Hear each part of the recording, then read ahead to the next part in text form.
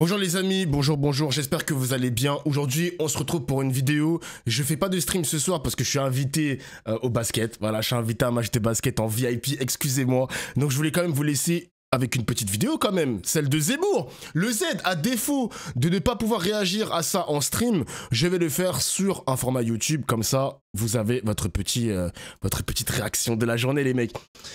Il va revenir sur l'Ukraine, je pense. Attends, je vais accélérer un petit peu. J'aime bien accélérer mes vidéos, moi. Mais pas sensiblement, tu vois, genre là, comme ça. Attends. Donald Trump entre un certain Zemmour. Bonjour Éric Zemmour. Bonjour. Merci d'avoir accepté notre invitation. Bon, on part en guerre ou pas les mecs? On le disait, sommet historique aujourd'hui à Londres avec un certain nombre de pays du continent européen qui sont alliés effectivement de l'Ukraine, qui vont à nouveau apporter leur soutien au président Est-ce qu'on va partir en guerre, bordel? Vous interroger Amandine Atalaya, éditorialiste BFM TV. Bonjour. Et Ludovic Vigogne de la Tribune Dimanche, notre partenaire pour cette émission. Alors Éric Zemmour, on le disait, on est aux yeux de tout le monde en train de vivre un moment qui est probablement une bascule historique sur le plan politique, sur le plan géopolitique. On a vu ces images à Washington qu'on reverra aussi dans quelques instants, mais c'est à Londres. Ah, je me demande c'est quoi son avis par rapport à ça, le fait que Trump ait humilié Zelensky. C'est vrai qu'on a un Zemmour qui est pro-Trump. N'oublions pas ça les amis quand même. Hein. Que cela se joue. C'est vrai ça. Aujourd'hui, la plupart des dirigeants européens seront présents pour apporter leur soutien à Volodymyr Zelensky. Est-ce qu'à leur instar, vous, Éric Zemmour, aujourd'hui, vous apportez votre soutien à Volodymyr Zelensky?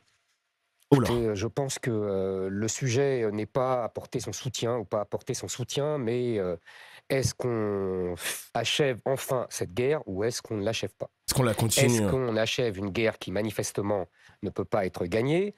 Est-ce qu'on continue de se battre jusqu'au dernier Ukrainien vivant?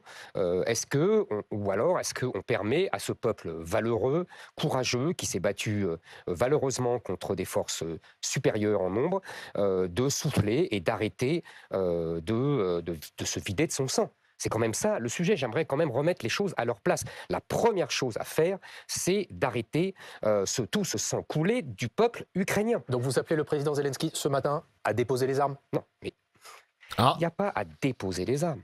Bah mec, il y a à trouver d'abord un cessez-le-feu, puis un traité, ou un arrêt, ou un règlement. Je dis depuis le début, c'est-à-dire... C'est très compliqué, hein, parce que ces mecs-là sont anti-russes. Ils n'aiment pas la propagande russe, etc. en France. Ils veulent défendre le peuple ukrainien. Mais la donne a changé parce que Trump est passé président des États-Unis, invite Zemmour, enfin invite entre guillemets les mecs, hein, le parti de Trump invite Zemmour à déambuler à Washington avec sa compagne Sarah Knafo.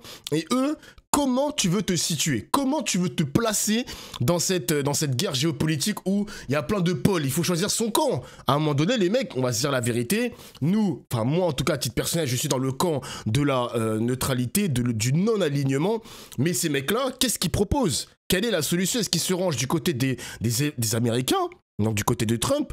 Est-ce qu'ils se rangent indirectement du côté anti-européen aussi, avec une position différente? Ou est-ce qu'ils sont pro-européens aussi? Vous voyez, c'est plein de pôles comme ça où il faut rentrer dans une case en quelque sorte. C'est pas facile. C'est pas facile. Que l'Ukraine ne peut pas avoir, en raison de sa géographie, vous savez, Napoléon disait, on a la politique de sa géographie. C'est comme ça. Ils ne vont pas changer la carte, ils sont à côté de la Russie, entre la Pologne et la Russie, et ils sont le lieu de passage de toutes les invasions depuis 3 siècles, depuis Charles XII, Napoléon, Hitler, qui ont envahi la Russie. C'est comme ça.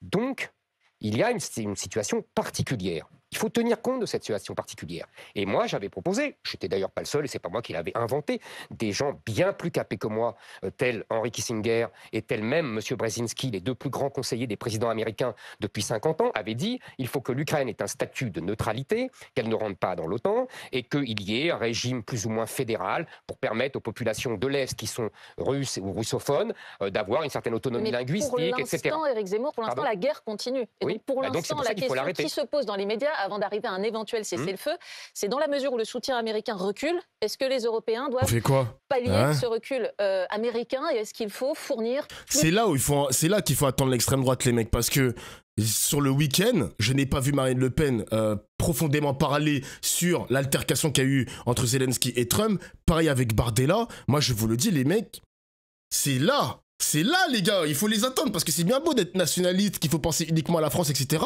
Mais c'est sur les questions de géopolitique qu'on attend aussi l'extrême droite. Moi je pense qu'ils vont tomber dans une sorte de traquenard.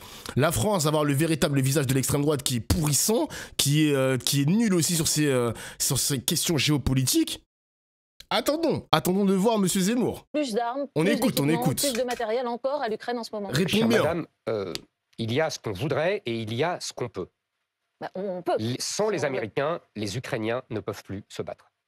Voilà, je vous le dis franchement et je vous le dis nettement. Waouh. Sans les Américains, sans les armes américaines, les satellites américains, les services secrets américains, il n'y a plus de combat possible.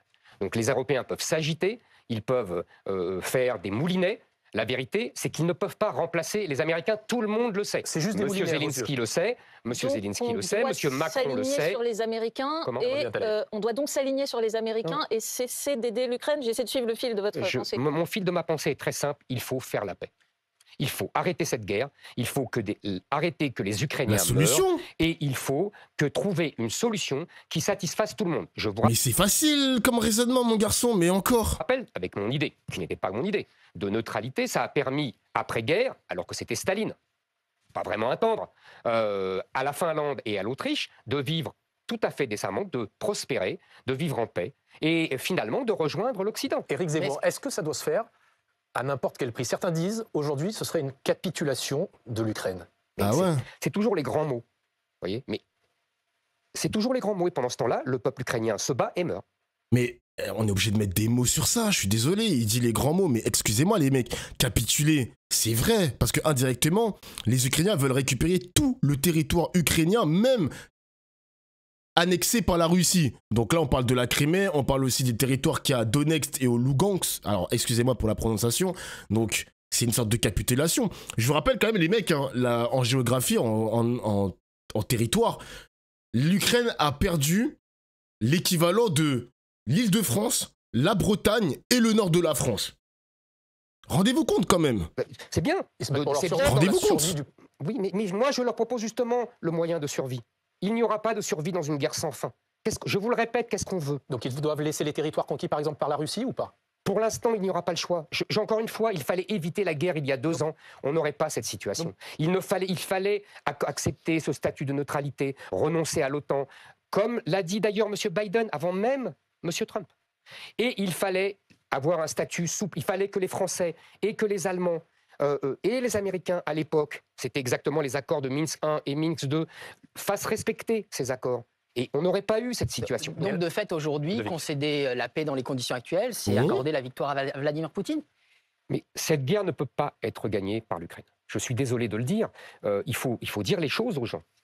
Avec un pays de 140 millions d'habitants contre un pays de 40 millions d'habitants qui, par ailleurs, se vide de sa population parce qu'il y a des millions de gens qui ont fui, je ne vois pas comment l'Ukraine peut gagner. Alors même que, comme vous l'avez dit, les Américains, qui étaient le premier fournisseur et le fournisseur essentiel, je vous rappelle quand même qu'il n'y a pas que l'Ukraine dans cette situation. La France, quand elle fait une expédition en Afrique, ce n'est pas face à la Russie. Au bout de 3 jours, messieurs, dames, au bout de 3 jours, elle n'a plus de munitions et elle demande les munitions aux États-Unis. Et sans les satellites américains, elle ne peut même pas faire les expéditions en Afrique. Il faut être raisonnable. Mais ça veut dire quoi? C'est-à-dire qu'au niveau français et au niveau européen, on n'a pas des équipements militaires d'espionnage assez performants.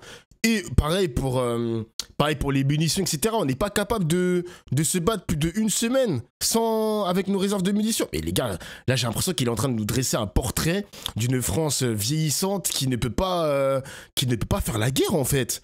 Parce que là il nous fait le grand patriote, il pose un constat, mais il est réel ce constat ou pas? Un peu. Par ailleurs, ce qui se joue, excusez-moi, il y a... Je suis curieux quand même. Cette guerre, et il y a le plus vaste question de la géostratégie. Absolument. C'est-à-dire, qu'est-ce qui se passe? En vérité, quelle est la stratégie de Donald Trump? La stratégie de Donald Trump, c'est de faire ce qu'a fait Henry Kissinger et Richard Nixon en 1972, sur les conseils d'ailleurs du général de Gaulle, c'est-à-dire arracher la Chine, à l'époque communiste, à l'alliance avec l'Union soviétique pour affaiblir le grand rival des États-Unis de l'époque, l'Union soviétique. Aujourd'hui, d'ailleurs à l'époque, Henry Kissinger avait dit « il faudra dans 50 ans faire l'inverse », puisque la Chine sera devenue l'ennemi principal. C'est exactement la situation dans laquelle nous sommes. Donc nous devons effectivement arracher la Russie à l'alliance avec la Chine pour affaiblir la Chine, qui est le grand ennemi de l'Occident et le grand rival de l'Occident. Ce que disent tous ceux qui veulent continuer aujourd'hui de soutenir. Mais moi, les gars, franchement, ma théorie de la Chine, grand ennemi des États-Unis, j'y crois tellement plus, les mecs. Il est tellement imprévisible, Donald Trump, qu'on peut penser. Mais je suis très sérieux, les gars. Je suis très sérieux. Je pense qu'on pourra revenir sur mes paroles, peut-être dans 5 ans, peut-être dans 2 ans, peut-être dans 2 mois. Je pense que Trump va faire en sorte de provoquer un bouleversement du monde au point même que les États-Unis pourraient commercer correctement avec la Chine sans problème. Moi, je vois vraiment Trump comme un ennemi à présent et je pense que Trump n'aime pas l'Europe. Il a déjà dit à travers des prises de parole que l'Europe a été créée, l'Union européenne a été créée pour emmerder les États-Unis. C'était ses mots.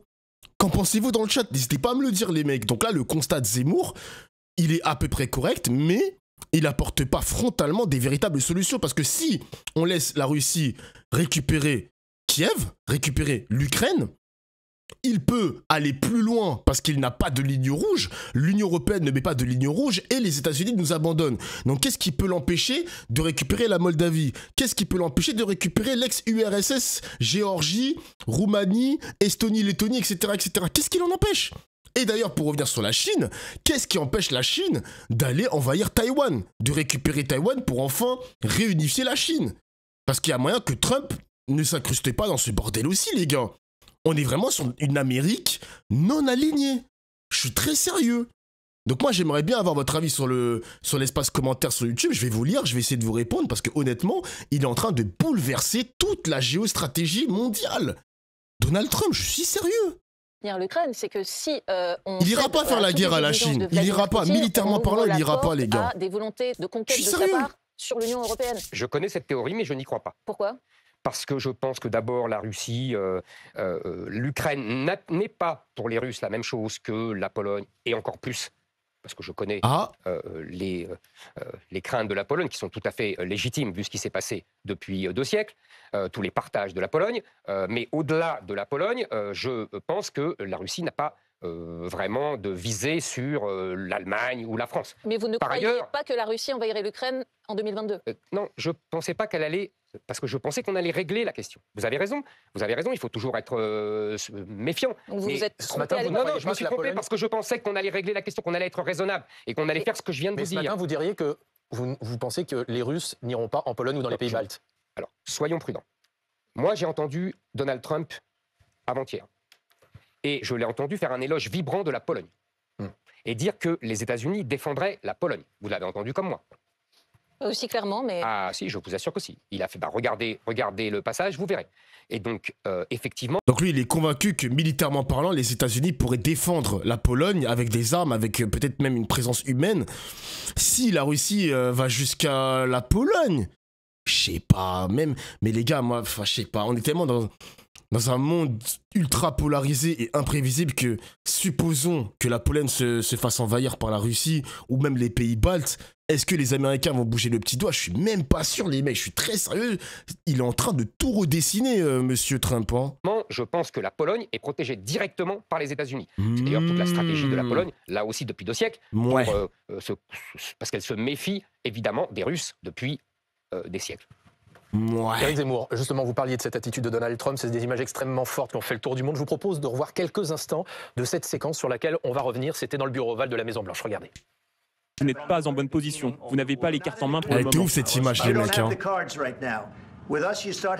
Avec nous, vous commencez à avoir des cartes. En ce moment, vous jouez aux cartes, vous jouez avec la vie de millions de personnes, vous jouez avec la 3e guerre mondiale. Vous jouez avec la 3e guerre mondiale. Et ce que vous faites est très irrespectueux au pays, à ceux qui vous ont soutenu bien plus que beaucoup de gens n'auraient dû. Avez-vous dit merci une fois durant cette réunion? Non. Pendant toute cette réunion, avez-vous dit merci? Alors on voit ces images extrêmement fortes. Est-ce qu'à vos yeux, Éric Zemmour, comme le disent les Américains, le président Zelensky a manqué de respect à Donald Trump et aux Américains? Écoutez, je ne jugerai pas le président Zelensky, il était dans une situation très difficile. Le langage corporel de ces 3 hommes parlait de lui-même. Je dirais qu'il a peut-être fait une faute psychologique, car quand on voit l'entretien, effectivement. on voit bien, justement, on voit bien que l'ambiance au début est assez cordiale et que Donald Trump n'agresse pas Zelensky. Donc la faute à Zelensky, là. Je pense qu'il a fait une erreur psychologique quand il a dit aux Américains qu'ils subiraient la foudre de la Russie alors même qu'ils étaient protégés par l'océan. Vous voyez, ça, je pense que c'est une erreur psychologique. On ne dit pas ça à quelqu'un à qui on doit tant. Mais c'est encore pas le sujet. Vous savez, quand je regardais ces images, j'étais comme vous, j'étais absolument fasciné par ce que je regardais.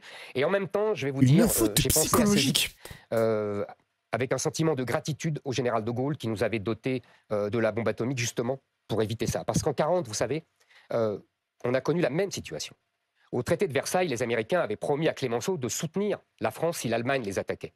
Et en 1940, les Américains ne les ont pas soutenus, n'ont pas soutenu les Français. Malgré les suppliques de Paul Reynaud, le général de Gaulle le sait mieux que personne, il était directement au cabinet de Paul Reynaud. Donc cette situation-là, nous l'avons connue. Et donc justement pour cela, le général de Gaulle nous a dotés d'une bombe atomique pour que plus jamais nous connaissions cette situation. Et je pensais, avec gratitude au général, mais avec colère, pardon, je finis, avec colère à tous les dirigeants français qui, depuis Jacques Chirac jusqu'à Emmanuel Macron, ont baissé les crédits de la défense au nom des soi-disant dividendes de la paix proclamés par Laurent Fabius, dans une politique irresponsable, et qui nous met, je l'ai dit tout à l'heure, là aussi, nous aussi, dans la main des Américains. Mais quand vous voyez Donald Trump, comment vous qualifiez son attitude? Quand vous voyez cet échange-là, comment vous qualifiez ça? Bonne question. C'est ce qu'on appelle franc et direct. Qu'est-ce que vous voulez que je vous dise? Donald Trump, il est ce qu'il est. C'est-à-dire formé parce qu'il a été un promoteur immobilier à New York, qui plus est. Voilà, il est ce qu'il est. Et vous êtes le seul aujourd'hui sur la scène politique française. La réponse, elle est pas ouf quand même. Il est ce qu'il est, promoteur immobilier, go next. Franchement là, c'est timide là, monsieur Zemmour. C'est difficile, mais vous voyez les gars, je pense que sur la question géopolitique, les questions de guerre, etc., l'extrême droite, c'est difficile. Ils sont sur un terrain très difficile. Éric Zemmour, à peu près le seul à être choqué par l'attitude de Donald Trump, là où d'autres y ont vu une humiliation déplacée d'un président ukrainien qui est en train de se battre pour son pays. Chère madame. Rien ne vous a choqué? Chère madame. Premièrement, Donald Trump fait la politique pour laquelle il s'est engagé pendant sa campagne électorale. Ça fait plaisir de voir un président qui ne renie pas ses promesses de campagne. Il a passé sa campagne à dire au peuple américain: nous ne payerons plus pour l'Ukraine, il faut arrêter cette guerre, ce ne sont pas les intérêts des États-Unis, nous devons nous reporter sur le conflit avec la Chine. Oui ou non? Deuxièmement, vous savez, j'essaye. Alors on peut, bien sûr, il y a toujours des sentiments qui transpercent, on est ému par le plus faible, c'est normal, surtout nous les Français, on a toujours tendance à aimer les petites nations. J'ai lu Kundera, moi aussi, donc j'ai une tendresse pour les petites nations de l'Europe de l'Est. Je connais tout ça, je sais très bien, mais je sais aussi que, comme disait le général de Gaulle, on ne fait pas de politique en dehors des réalités. Et les réalités, c'est les rapports de force. Et les réalités, c'est les grandes puissances et les petites nations. Et les petites nations, malheureusement, c'est la vie, donc on soumise aux grandes nations. Tant pis pour elles, les petites nations. Et cher monsieur, c'est pas tant pis pour elles, c'est qu'elles doivent s'armer et qu'elles doivent devenir le plus grandes possible pour résister et avoir des alliés et les garder. Il y a un agresseur et un agressé dans cette affaire. Cette situation est très complexe. Il y a un agresseur, qui est la Russie, qui a attaqué la Russie en 2022, mais c'était issu d'une situation très complexe depuis des années, de choses qu'on va pas revenir là-dessus. Mais finalement, ça ne veut rien dire. C'est pas aussi simpliste que ça. Ah, donc c'est pas aussi simpliste. Non, c'est pas aussi simpliste que ça. Vous savez, en 1939, c'est la France et l'Angleterre qui ont déclaré la guerre. Est-ce que vous diriez que c'est eux les responsables de la Seconde Guerre mondiale? En 1914, c'est l'Allemagne qui a déclaré la guerre. Aujourd'hui, on dit c'est les somnambules, ils sont tous responsables. Là, c'est la Russie qui a envahi l'Ukraine. Il faut regarder. Oui, c'est la Russie qui a envahi l'Ukraine. Oui. Donc c'est la Russie l'agresseur. Oui. C'est Vladimir Poutine le coupable. Oui, mais je vous dis, ce n'est pas aussi simple dans les relations internationales. Et de toute façon, aujourd'hui, il faut arrêter cette guerre. Voilà. Est-ce que vous vous définissez toujours comme un pro-Trump?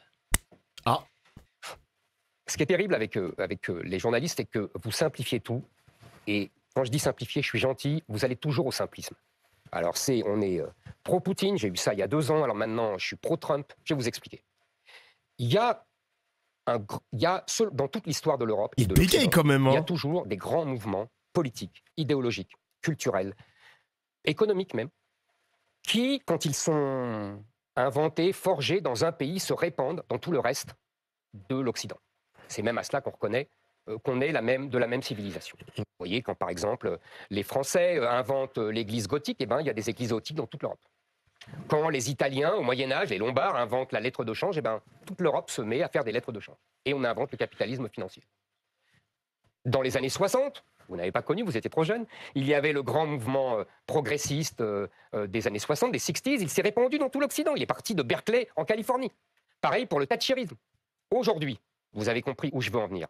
Aujourd'hui, il y a un grand mouvement de reprise en main par les peuples de leur identité, de leur liberté. Les peuples se disent, nous sommes la France, nous sommes français, nous sommes allemands, nous sommes anglais, nous sommes américains. Nous ne voulons pas être grands remplacés par une civilisation venue du Sud. Nous ne voulons pas non plus subir l'idéologie woke. Nous ne voulons pas non plus nous appauvrir à cause des normes et des normes, même des normes écologiques. Nous voulons rester occidentaux, nous voulons que Berlin reste Berlin, Paris reste Paris, New York reste New York. Donald Trump incarne ce mouvement aux États-Unis, j'incarne ce mouvement en France. Est-ce clair? Alors évidemment, quand le mouvement en question, grand mouvement idéologique, politique, gagne dans, j'allais dire, l'Empire d'Occident. Hein, vous savez, l'Occident a toujours eu des patrons, si j'ose dire. Ça a été la France de Napoléon, ça a été l'Espagne de Charles Quint, ça a été l'Angleterre du 19e siècle. Aujourd'hui, ce sont les États-Unis. Quand ce mouvement gagne dans le cœur nucléaire de l'Occident, évidemment qu'il prend une force incroyable. Alors on va dire, il suit la vague de Trump, il est trumpiste. Ne ravalez pas tout à un bas niveau. Je participe et j'incarne, je crois, ce mouvement depuis bien longtemps. Quand j'entends M. Vance, tout le monde s'émeut, se scandalise, mais j'ai l'impression d'avoir dit la même chose depuis 20 ans. Non pas que M. Vance me copie, loin de là. Mais parce que c'est le même mouvement, vous comprenez? Le mouvement, quand je lis il les parle, discours de M. Orban, quand je lis... Voilà, c'est le même mouvement idéologique. J'entends ce qu'il dit, j'entends l'argument, même si je ne suis pas du tout d'accord avec son idéologie, évidemment, les gars, soyons sérieux quand même. Ce mouvement idéologique est en train de gagner partout. Éric Zemmour, ce matin, dans la tribune dimanche, il y a des mots d'Emmanuel Macron qui sont extrêmement forts. Le chef de l'État qui, évidemment, décrit un moment de bascule et qui, je le cite, dit « Il est minuit moins quart, mais on a encore la main », explique le président de la République. Est-ce que, quand même si vous avez des désaccords profonds, vous le félicitez de ces efforts diplomatiques où on le voit s'activer effectivement fortement et d'essayer de peser depuis plusieurs jours et plusieurs semaines? Alors, je vais vous dire plusieurs choses. Si vous me permettez, si j'ai une réponse, j'ai le temps d'avoir une réponse. Oula. Premièrement, je ne suis pas d'accord avec lui. Quand il pense que la Russie et cette guerre sont la menace existentielle pour la France. Moi, je pense que la menace existentielle pour la France, c'est le grand remplacement d'une civilisation par une autre venue du Sud. Il y a tous les mecs d'extrême droite, ils disent à peu près les mêmes discours, c'est la menace ne vient pas de l'extérieur, mais la menace vient de l'intérieur avec cette histoire, avec la théorie du grand remplacement, avec les agressions en veux-tu en voilà, avec les meurtres en veux-tu en voilà. D'ailleurs, j'ai vu qu'il y avait aussi un chauffeur en Allemagne qui a écrasé volontairement des habitants à Mannheim, je crois, Mannheim. Et d'ailleurs, il y a eu un attentat aussi dans cette ville l'année dernière, si je dis pas de bêtises. Mais il y a les discours même des youtubeurs d'extrême droite, c'est toujours la même chose avec cette histoire de le bordel viendra au cœur de la France, mais pas de l'extérieur. Donc il faut, en quelque sorte, il faut qu'on s'occupe d'abord de du bordel qui est à l'intérieur de nos frontières, que plutôt de s'intéresser à ce qui se passe à l'extérieur. C'est exactement ces discours-là que j'entends, que je réagis depuis 10 ans, depuis facile, 10-15 ans, quoi. Ça, il se couche devant la menace n'est pas de l'extérieur. On parlera tout à l'heure. Et deuxièmement, il va parler de l'Algérie. La menace est chinoise. C'est elle qui va submerger notre industrie, y compris l'industrie la plus brillante et la plus puissante, qui est l'industrie allemande. Ça, c'est une première chose. Deuxièmement, je pense que Emmanuel Macron a été vraiment lamentable, c'est-à-dire qu'il n'a eu aucune constance. Lamentable. Je vais vous dire pourquoi. Depuis 2 ans, il n'a eu aucune constance. En 2022, il disait qu'il ne fallait pas humilier la Russie. Et puis, 1 an après, 18 mois après, il prend la tête de la guerre contre la Russie et il veut envoyer des troupes françaises au sol. C'est n'importe quoi. Troisièmement, je vois ce qu'il a derrière la tête. Qu'est-ce qu'il a d'après vous? Je vais vous dire ce qu'il a. Oula. Il veut profiter de ce moment pour accélérer l'agenda fédéraliste européen. C'est la vieille méthode de Jean Monnet que je connais par cœur. C'est-à-dire, on profite d'une crise pour dire la seule solution, c'est l'Europe. Et là, je le vois venir. Et je le préviens. Oh putain. Je le vois venir quand il parle de partager la... On va y venir tout à l'heure, absolument. Je peux venir maintenant.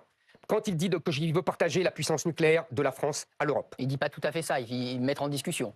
Il n'est pas encore partagé. Mais il n'a pas à mettre en discussion, monsieur. Pardonnez-moi, c'est très grave ce qu'il ferait. Pourquoi vous y opposez à Attendez. D'ailleurs, Manuel Bompard, qui en a parlé aussi ce week-end, et je crois qu'il a fait aussi une interview ce matin que j'ai lu, il est contre aussi le partage de la dissuasion nucléaire. Et d'ailleurs, il y a pas mal de mouvements politiques en dehors de Macron qui sont totalement contre. Compréhensible. Que les pays européens soient sous parapluie français. Ah, c'est pas la même chose. Je vais vous expliquer la différence.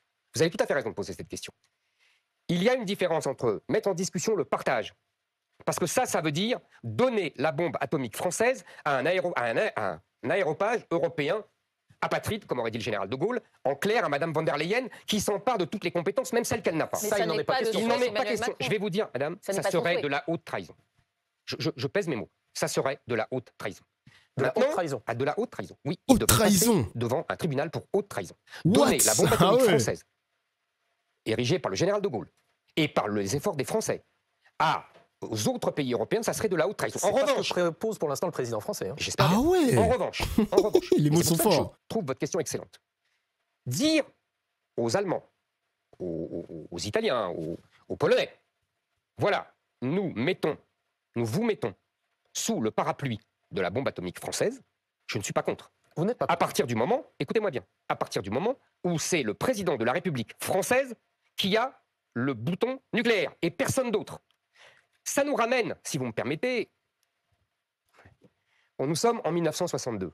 C'est exactement ce que le général de Gaulle a proposé au chancelier allemand Adenauer avec son traité franco-allemand. Et c'est exactement ce que les maîtres de M. Macron et de tous les européistes, en particulier Jean Monnet, qui le raconte lui-même dans ses mémoires, qui a absolument bazardé, qui a ruiné cet accord entre le général de Gaulle et le chancelier Adenauer, sous prétexte que ça éloignait la France et l'Allemagne de l'OTAN et des États-Unis. Donc vous êtes pour vous me permettez, c'est très important ce que je viens de raconter. Mais vous êtes pour que l'Union européenne donc soit plus forte, se renforce. Non, donc, pas l'Union européenne. Alors qu'est-ce qui nous choque dans l'idée d'Emmanuel Macron d'avoir aujourd'hui une Europe de la défense, d'arriver à collectivement s'armer davantage et peut-être même à envoyer des troupes européennes pour sécuriser un éventuel accord de cessez-le-feu? Les Français n'ont pas à se battre pour l'Ukraine. Et ils ne veulent pas se battre pour l'Ukraine. Il s'agirait uniquement de sécuriser un accord de cessez-le-feu. Et alors, si les Russes tirent, on va répondre.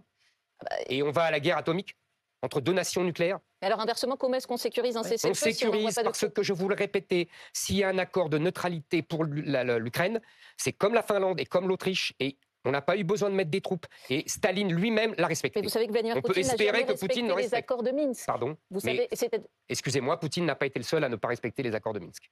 L'Ukraine non plus n'a pas respecté les accords de Minsk. Et M. Zelensky lui-même l'a reconnu qu'il n'avait aucunement l'intention de respecter les accords de Minsk. Et M. Hollande a fait le mariole en disant qu'en vérité, il les a signés, mais il n'avait pas l'intention non plus de les faire respecter. Il y avait un traité signé. Donc, vous faites confiance. Regardez d'ailleurs, c'est en train de se passer. Giorgia Meloni qui arrive à Londres au 10 Downing Street, qui va être reçu par le Premier ministre Keir Starmer pour évoquer effectivement cette question de l'Ukraine. Avec ce sommet. Ils sont tous venus là, les chefs d'État européens. Vous évoquiez cette question peut-être qui va être. C'est chaud quand même, ça va être une semaine décisive. Nucléaire bien. Ça veut dire, je semaine décisive de service. Je continue. On la voit arriver avec Keir Starmer. Je vais vous redonner la parole dans une seconde. Merci. Sur cette question du parapluie nucléaire, effectivement, qui pourrait être européen, c'est la première des leaders après le président Zelensky. On sait que Giorgia Meloni a une relation aussi particulière avec Donald Trump. Et avec Elon Musk. Avec Elon Musk, absolument, les autorités américaines également. Et on va voir tout au long de la journée Emmanuel Macron ensuite qui va arriver sur ce sommet-là. Le président français, dont vous évoquiez effectivement à l'instant le fait que vous n'étiez pas opposé au parapluie. Hein. C'est pas la même chose. Vous avez bien dit attention, c'est le président français qui doit garder le bouton sur l'arme nucléaire. Juste, quand je vous entends répondre à Amandine, ça veut dire que vous faites confiance à Vladimir Poutine s'il signe un accord de paix? On sera bien obligé. Je vais vous dire, la seule faiblesse de l'argumentaire de Donald Trump, et j'étais étonné que Zelensky ne lui dise pas cela, alors qu'il lui a dit des choses fausses comme le fait que Poutine n'avait pas respecté ses accords avec lui, ce qui était faux. En revanche, il aurait pu lui dire, mais Monsieur le Président, vous partez dans 4 ans. Est-ce que vous êtes sûr que Poutine respectera les accords après? Donc c'est pour ça que je dis il faut un bon accord et que le bon accord me semble la neutralité. Mais je continue. Dans un instant, je vous redonne la parole. On a juste la publicité. On parlera bien sûr de ce sommet. On continuera et puis on parlera bien sûr des relations entre la France et l'Algérie. Aïe aïe aïe. La France et l'Algérie. Alors attends, on va rester sur le thème. Et l'Europe. Je vous ai dit ce que j'en pensais. Je n'ai pas pu vous dire, et vous allez voir que c'est un lien avec votre question, je n'ai pas pu vous dire les conséquences. Parce que les conséquences, c'est que les pays européens, Allemagne, Italie, Pologne et les autres, qui pour l'instant achètent quasi exclusivement leurs armes aux Américains. Ouais. C'est d'ailleurs la conséquence du parapluie nucléaire américain qui protège l'Europe. Et vous voyez qu'il n'y a pas de partage. C'est le président des États-Unis qui a le doigt appuyé sur le bouton et personne d'autre. Bon. Ça voudra dire que ces pays-là achètent des armes françaises. Ils achètent des Rafales au lieu de F-35. Et éventuellement, d'ailleurs, on pourrait imaginer des armes fabriquées en commun. Mais même si je sais la difficulté qu'il y a, je vois pour le fameux SCAF, l'avion franco-allemand, qui est toujours dans les dossiers et qui ne sort jamais parce qu'en vérité, nous n'avons pas les mêmes problématiques, les mêmes besoins, et surtout la même qualité d'industriel. Pour une fois, ce sont les Français qui sont bien meilleurs que les Allemands. Alors vous évoquez justement la question des impacts que ça a sur l'économie, question d'Amandine Atalaya. Oui, puisque le ministre de l'économie, Éric Lombard, dit ce matin dans Le Parisien qu'il faut que la France passe à une économie de guerre. Est-ce que vous partagez ces propos dans la mesure où vous n'avez pas l'air de croire qu'une guerre sur le sol européen puisse arriver? Absolument. Je ne pense que voilà, on peut rien promettre, évidemment, on ne peut rien dire, on peut tous se tromper. Mais en tout cas, je pense que, encore une fois, la menace existentielle n'est pas la Russie, mais est le Sud et le grand remplacement. Mais donc il est inutile de passer à une économie de guerre? Attendez.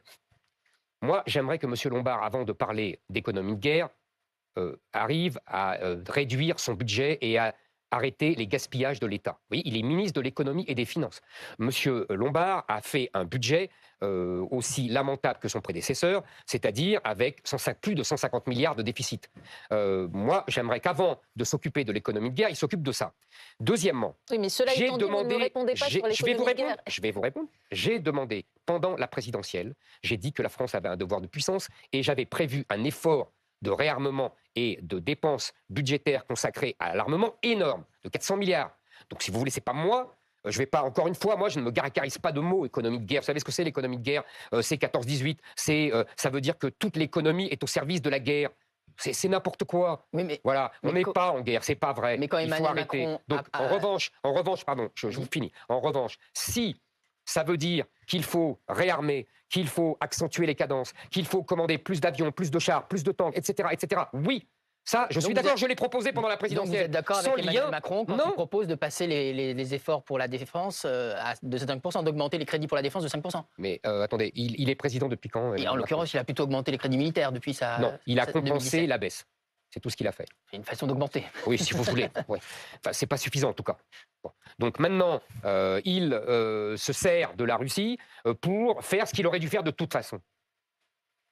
Donc oui, il aurait dû le faire de toute façon. Je vous répète ce que je vous ai dit en début d'émission. Nous sommes aussi dépendants des États-Unis que l'Ukraine et que les autres. Nous ne pouvons plus nous battre sans les Américains. C'est un vrai problème de souveraineté. Éric Zemmour, cette actualité internationale très riche et effectivement au premier plan, on l'a vu ces derniers jours, avec un bras de fer aussi qui oppose la France. Alors, pour l'Algérie, les mecs, je vous invite à regarder la vidéo de ma chaîne secondaire. Le lien est dans la description. On va passer sur une autre vidéo. On va terminer ce chapitre-là, comme ça. Voilà, ça... On va séparer l'actualité géopolitique avec l'actualité sur l'Algérie et la France. Donc n'hésitez pas à me dire ce que vous en pensez en commentaire. J'aimerais trop vous lire parce que peut-être qu'il y a des informations que je n'ai pas et que vous allez peut-être m'apporter en précision, quoi. Allez, mettez le petit pouce bleu les gars, ça me ferait plaisir. Et on passe sur la deuxième vidéo sur la relation entre la France et l'Algérie.